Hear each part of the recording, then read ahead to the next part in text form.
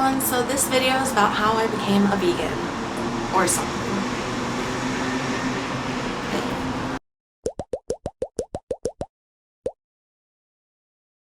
So obviously I became a vegan by just stopping eating animals and animal byproducts, but I think for most people it's a bit more complicated than that, and for me it's actually a 24-year-long journey of my life, or phases, that I believe led to adopting this lifestyle.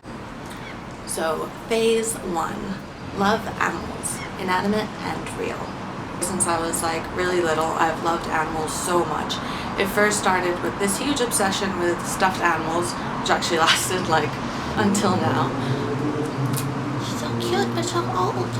Yeah, I also loved real animals a lot as well, and I used to go to summer camp a lot, and I love the horses and the horseback riding, and we've had lots of pets. I also volunteered at the local SPCA in Malaysia, and yeah, that just really helped my love and appreciation for animals grow. Obviously there are people who are vegans just for the health benefits or because it works for them, but I think it's really important to be an ethical vegan, at least to some level, because it helps you stay connected to why you're doing it. Phase 2, which we call idolize and imitate, aka how my obsessive love for my older sister led me to drop red meat. So when I was about 11 years old, my oldest sister, who's 8 years older than me, was living in Finland while we were living in Malaysia, but she would come visit during Christmas and we would visit her in the summer.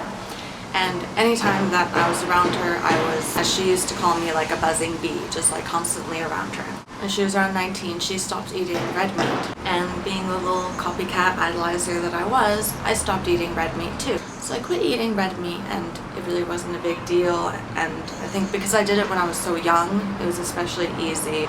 I can't even remember what red meat tastes like now and have no desire for it. Phase 3, stew in guilt, ignorance, and hypocrisy. So after I stopped eating red meat, I kind of, I thought this is great, I love animals, I shouldn't be eating animals, and yeah, one day when I'm older, I'll become a vegetarian. One day it'll happen, and then as I'm getting older, I'm starting to think, when is that one day gonna happen? I don't really know. But because I knew I wanted to do that eventually and I wasn't doing it, there was obviously a lot of guilt, and I wasn't eating cows and pigs and things because of ethical reasons, but I was still eating chicken. There's lots of hypocrisy and just kind of feeling bad, but also a lot of ignorance, just pushing out of my mind and just disconnecting myself from why that was bad. Anyways, so phase 4, which we will dramatically call opening my eyes, or research and curiosity.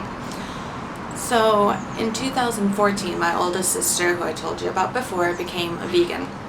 And also I was just seeing lots of, vegan YouTubers, and I started to become curious, and then I started looking into documentaries and kind of lifting the veil of, okay, yeah, these industries are really bad. At first I was just feeling really bad and really I can't do this, or it looks really hard, or I don't know if I can do this right now. But then eventually I just became inspired, which leads us to phase 5, jump with a safety net. So in January 2015, the start of this year, I decided to join a vegan challenge. The vegan community in Finland organizes these 1-month vegan challenges, and I think there's always one at the start of the year. And now what I mean is jump with a safety net is because I was thinking, okay, I'm going to be vegan for 1 month, and maybe after that I'll be vegetarian, or, I just thought I'll just learn a little bit.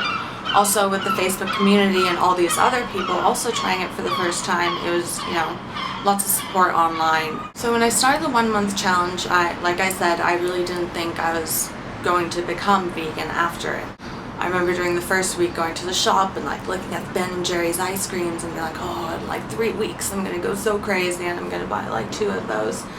And then around 2 weeks I started thinking, crap, what if I can't ever have those again? Because I started realizing that while I was eating vegan, all these ethical issues were so at the forefront of my mind. I was constantly thinking about, the production. I was constantly reading about veganism and all this stuff, and it was kind of I don't know if I can go back from here. Yeah, then around the 3-week mark, I kind of realized okay, I think I'm gonna be a vegan now. And yeah, I guess I just realized like it's kind of easy and maybe I could keep doing this, which of course leads to phase 6 vegan, in it to win it. So I'm still obviously learning a lot about veganism. I'm no expert. I've only been a vegan for 6 months. It's still sometimes a little bit hard. Going out to restaurants is definitely something I used to enjoy a lot, which I can't really get as much out of as I used to anymore. And you know, there are still hard parts to it, but there's so much good. There's so much more good that's come out of it, and just feeling so much better about myself, because for so long I wanted to be a vegetarian, but because of that one day, now finally I'm like, yes, I finally did it. I finally like accomplished my goals. So I really want to share my story to one, just, I don't know, maybe see if some of you can relate to it, some of you other vegans, and two, to maybe inspire others. Now obviously it doesn't have to take you 24 years. I think maybe you can get some things out of my steps, like, you know, develop that love for the animals, just start doing some simple research, and, you know, do a Stay Flow vegan challenge, whether it's a week, whether it's 2 weeks or a month, or even just like a day out of a week, you know, just learn some vegan cooking, and which by the way is really good. So hopefully you got something out of this video, and hit the like button if you liked it, and comment and share with me if you're a vegan, or if you thought about being a vegan, or, you know, if you can relate to my journey at all, or just anything, just comment. I like to see that there are real people behind any views that I get.